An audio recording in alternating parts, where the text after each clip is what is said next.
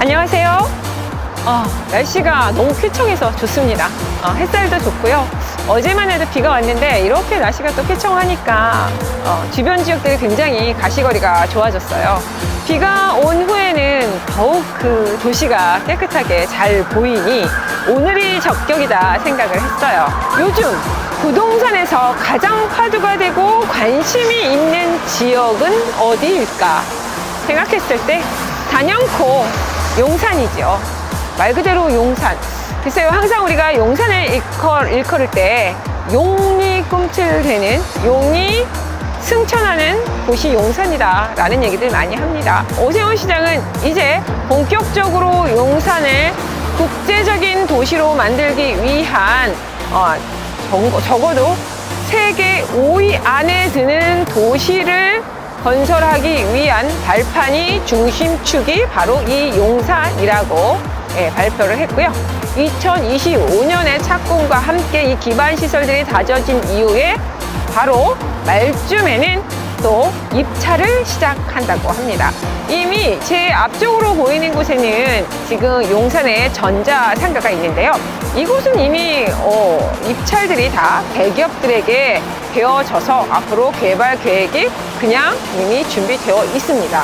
하지만 이러한 용산의 전자상가 개발은 주변에 어떻게 보면은 기반 시설들일 뿐이고요. 가장 중심축인 국제 업무지구가 들어오는 용산 정비창 부지의 중심이 모두 그곳에서 시작된다라는 것. 글로벌한 한국을 만들기 위해서는 용산은 사실 꼭 개발돼야 됩니다. 물론 이 소식을 용산의 주민들이 가장 좋아하실 수도 있겠지만요. 그걸 떠나서 나라의 위상을 위해서도, 대한민국의 위상을 위해서도 이 도시는 개발이 되고, 그래서 세계의 5위권 안에 드는 그런 한국의 서울 수도가 되어야지만 우리가 계속해서 이 경쟁 속에서 살아남고 지구상의 선진국으로서 살아남을 수 있기 때문에 중요하다고 볼 수가 있겠죠. 그렇다면 우리는 이런 속에서 무엇을 좀 살펴볼 필요가 있을까요? 눈여겨볼 것을 좀 말씀드리겠습니다. 이런 원리를 아십니까? 혹시 택지 개발을 하게 되면 택지 주민들에게 보상금이 나오고 그 보상금을 받은 택지 원주민들은 다시 그 돈으로 주변의 땅을 사게 되면서 택지 개발이 되면 인근의 땅값이 상승을 하게 되는 원리인데요. 바로 이곳에서도 그 원리를 적용해 볼 필요가 있습니다. 본 사업이 기반시설이 구축이 되고 업무 중심지구와 그리고 복합시설 기반시설들이 차례차례 입찰이 대기업들에게 될 텐데요. 땅값이, 지가가 어떻게 될까를 우리가 추정 좀 해볼 필요가 있습니다. 지가가 어떻게 될 것 같습니까? 토지는 영속성이 있기 때문입니다. 계속해서 이어지고 계속해서 보존이 되면서 동반 지가 상승이 도미노처럼 일어나기 때문인데요. 그렇다면 우리가 용산을 두 가지 측면에서 살펴보시는 건 어떨까 싶습니다. 용산 전체가 모두 위상이 높아지는 건 사실이지만 그 안에서도 분명히 구분되어지는 것들이 있을 것 같기 때문입니다. 그렇다면 이 업무지구가 앞으로 개발이 되는 시뮬레이션을 생각해 보시면 좋을 것 같은데요. 이제 입찰이 들어가게 됐을 때, 기반시설이 다져지고 기업에게 입찰이 들어가게 됐을 때에 가장 비싼 지역은 업무 중심지구일 텐데요. 우리가 지금 한참 개발을 하고 있는 삼성동 일대를 살펴볼 필요가 있습니다. 지금 현대차 부지가 GBC 타워를 한참 개발하고 있죠. 이곳에 그 전에 한전 부지가 있었고요. 한전 부지의 평당가가 현대에게 얼마에 입찰이 되었을까요? 큰 회사가 되었기 때문에 아시는 분들은 아실 거예요. 4억 1천이었습니다. 그래서 우스갯소리로 현대의 임원들 분께서 이런 말씀을 하셨습니다. 너무 고가로 입찰이 되었기 때문에 한전 부지를 매입한 것이 아니라 한전을 모두 사다 드렸다고 생각을 할 정도로, 그래서 전기세를 올려야 된다고까지 우스갯소리가 있었습니다. 이렇게 굉장히 고가였었다는 사실. 하지만 이 용산의 업무 중심 지구가 지금 용적률 1700%까지 최고받게 된다고 하면은 그에 못지않은 지가가 평당가를 형성하게 될 테고요. 그리고 그 다음으로 복합지구들, 그리고 기반시설들이 입찰이 될 텐데요. 하지만 이곳이 모든 기업에게 기회가 주어지지는 못할 것입니다. 그렇게까지 큰 면적은 아니니까요. 그렇다면 주변 시설들이 어떻게 될까를 상상해 보십시오.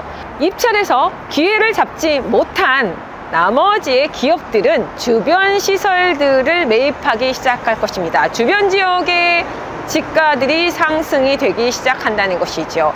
우리가 전체적인 업무지구를 개발한 이후에 주변의 기반 시설들을 순차적으로 하겠다고 했습니다. 그래서 이미 용산의 전자상가는 준비가 되어 있고요. 바로 가장 인접 지역을 한번 보시라는 거죠. 그러면 도로와 진입로를 중심으로 해서 새로운 기반 시설들이 들어가야 하기 때문에 그런 곳의 지가가 가장 먼저 상승을 할 수밖에 없습니다. 많은 수요층들이 있을 테니까요. 그럼 그걸 살펴보시라는 얘기예요. 그러면 이 업무지구의 주 출입 통로가 어느 곳으로 날 것인지 한번 지도를 뚫어져라 쳐다보십시오. 대부분은 사실 아파트 단지로 둘러싸여 있거나 할 겁니다. 그리고 큰 건물들로 둘러싸여 있고요. 출입로를 좀 제대로 크게 낼 수 있는 곳이 바로 이 원효로입니다. 원효로 3가하고 맞닿아 있는 곳이죠. 용산의 국제업무지구 개발지 이 방사형으로 되어 있는 계획도에서 주 도로가 어느 쪽으로 나와 있을까요? 한쪽은 이미 한강으로 강변북로로 막혀 있습니다. 그렇다면 도로는 바로 주 출입 동로는 원효로 3가 맞닿아 있다는 사실이죠. 그렇다면 원효로 3가 일대는 지금 무엇으로 형성되어 있습니까? 주거지로 형성되어 있습니다. 오래된 주거지. 그렇다면 그곳은 주거지와 함께 업무 기반 시설들까지 들어가야 하는 그런 지역으로 변모를 하게 되고, 주 출입로는 바로 지금 한참 동의서 진구를 하고 있는 바로 원효로 3가 1구역과 2구역이 같이 맞닿아 있는 곳입니다.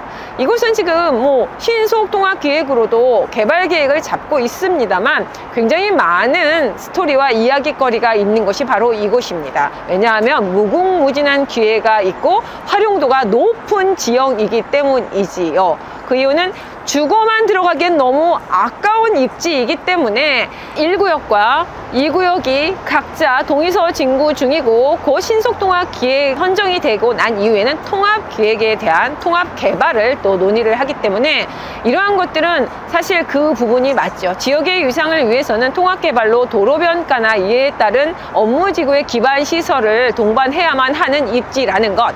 그러면 이것은 무엇을 말할까요? 우리가 보통 재개발지 될까요 말까요를 많이 고민하시고, 사실은 100%의 어떤 사업성이라는 것은 없다라고 제가 말씀을 드립니다. 가능성을 보고 한다고 하는데, 이곳은 그냥 개발, 주거지 개발, 아파트 단지가 몇 평, 그리고 몇 세대가 들어오느냐, 그런 문제가 아니라 주변의 기반 시설들로 개발이 들어가야만 하는 입지라는 거 생각해 보신다면은 가장 국제 업무지구가 들어오는 최대의 수혜지가 어디인가 말씀드렸다고 생각이 듭니다. 업무지구에 종사하는 수요층들이 거주를 할 수 있는 주거시설들이라든가 이런 것들 고민해 볼 때요, 그 안에서 또 차별화가 될 것입니다.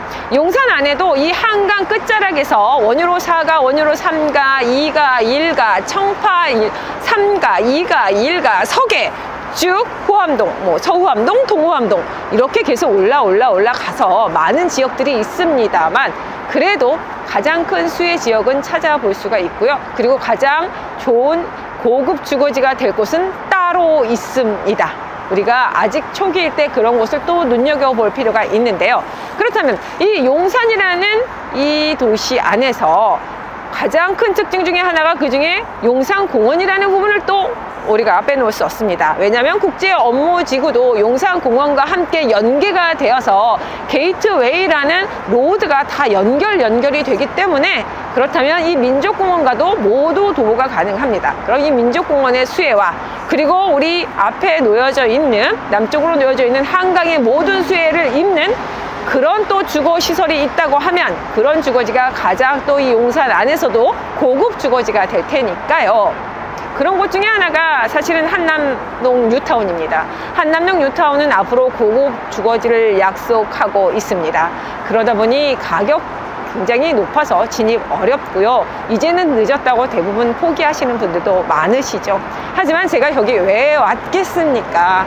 좀 기회를 살펴보시라고. 그리고 틈새는 분명히 있습니다. 저희가 발벗고 나서서 이런 틈새를 한번 살펴봤는데요. 한강 라인을 따라가 보실까요? 마포대교 도화동을 중심으로 해서 바로 넘어오면 원으로 4가가 한강변에 입지해 있습니다. 그곳에서는 또 아파트들이 산호 아파트, 그 뒤로 원으로 4가, 그리고 풍전 아파트 이렇게 형성이 되어 있고요. 그리고 원효대교, 그리고 한강대교, 그리고 반포대교 이렇게 이어지면서 병풍처럼 동부 이촌동, 그리고 서빙고, 그 다음에 한남동 이렇게 이루어지는 게 이 한강 라인이라고 할 수 있겠습니다. 대부분 고가인 것은 맞습니다. 산호 아파트를 중심으로 해서 재건축을 기다리고 있는 것도 고가이고요. 제 뒤로 있는 또 아파트 단지들, 동부 이촌동의 가람 아파트나 그 이외에 많은 아파트들이 또 재건축을 기다리고 있습니다만, 그 사이에 우리가 서빙고동이라는 곳을 좀 살펴볼 필요가 있습니다. 그곳에서는 현재 신동아 아파트도 어마어마한 고가로 재건축을 기다리고 있습니다만, 그 인근 서빙고라는 지역은 지금 서빙고역을 중심으로, 그게 경의중앙선이거든요. 그 역을 중심으로 2종 일반 주거지역이 자리하고 있습니다. 이곳이 또 용산구청에서는 그냥 난개발이 아닌 특별계획구역으로 지정을 해서 체계적인 개발을 하는 것을 미리 2022년도에 잡아놨다는 사실, 그것도 눈여겨보실 필요가 있습니다. 아직은 그곳을 제가 조사해 봤을 때 어떻게 보면 지금 용산이 작은 빌라 하나조차도 투자금이 평균 4억 선에서 5억 선 이상이 갑니다만 3억 이하짜리가 있어서 제가 깜짝 놀랐습니다. 한강변, 지금 서빙고동을 한번 지도로 살펴보시면 아실 텐데요. 앞으로는 한강이고 바로 뒤는 바로 용산공원입니다. 용산공원 안에서도 우리가 캠프킴, 지금 미군 기지가 모두 평택으로 이주를 하면서 그 자리를 내어주었죠. 바로 그 자리가 바로 서빙고고요. 이미 또 역세권이기도 합니다. 서빙고역. 서빙고역에서 한정거장 가면 한남역입니다. 이 한남역을 중심으로 해서 지금 한남 뉴타운이 형성이 되고 있고요. 사실은 앞으로 가장 고가가 될 곳은 한남 5구역과 4구역이죠. 특히 5구역. 강변에 위치해 있다 보니 가장 고급 주거지가 될 텐데요. 바로 길 하나 사이에 위치해 있는 곳이 바로 서빙고동이고요. 이 서빙고동은 특히나 뒤로 북쪽으로는 민족공원, 남쪽으로는 한강을 보고 있습니다. 하지만 크지 않은 지역이기 때문에 이곳에서는 뭐 많은 주택들이 있지는 않습니다. 그것이 좀 아쉽기는 하지만 이곳에 한강 라인에 아직도 틈새가 있기 때문에 기회가 있다라고 말씀을 드리는 거고요. 이런 정보를 또 제가 드릴 수 있어야 또 여러분에게 큰 지금까지 관심을 보여주신 거에 대한 기대감에 부응을 한다라고 생각을 해서 말씀을 드립니다. 지금까지 두 가지 한번 살펴본 건데요. 업무지구에서 최대의 수혜지가 될 곳, 개발이 아파트가 들어서거나 아니면은 지금 우리가 알고 있는 재개발에 대한 이슈가 크기는 하지만 이런 이슈가 앞으로 성공적으로 되든 안 되든 집가 상승이, 그리고 계속해서 이곳에 대한 수요층, 땅 매입을 위한 그런 수요층들이 높아질 곳이 바로 원유로 3가라는 말씀 드렸고요. 그리고 이 용산 안에서도 고급 주거지가 될 곳이 아직은 틈새로 남아있다. 뒤로는 민족공원이 감싸 안아주고 내 앞으로는 반짝반짝하는 햇살 좋은 한강이 나를 바라봐주는 그것도 용산 안에, 그것도 역세권 안에 있다라는 거 제가 한번 여기서 알려드린 거 뿌듯하게 생각합니다. 그리고 마지막으로 알고 계시는 분은 알고 계시겠지만 가장 수혜를 입을 수 있는 정부 정책이 하나 있습니다. 얼마 전에도 제가 말씀을 드렸는데요. 2024년, 25년에 준공된 신축 6억 원 이하의 60제곱미터 이하는 임대사업자를 내시지 않아도 주택수에 포함이 되지 않는다라고 발표를 했습니다. 물론 이것이 이제 확정이 되는 것은 5월쯤부터 가서 알게 되기는 하지만 이러한 수혜를 좀 모두 지금쯤 하나 기회를 잡아 두신다고 하면은 내가 주택이 하나 있으면서 굉장히 골치 아플 때가 많잖아요. 그럴 때 이것은 주택에 포함되지 않아서 종부세도 나오지 않고, 그리고 우리가 중과가 되지 않는 것들이 있기 때문에 묘지에 그런 것들을 하나 마련해 놓으시는 것도 지금은 기회인 것 같고, 자산가들은 죽죽을 하고 있어 제가 사실은 살짝 요즘 바쁘기는 합니다.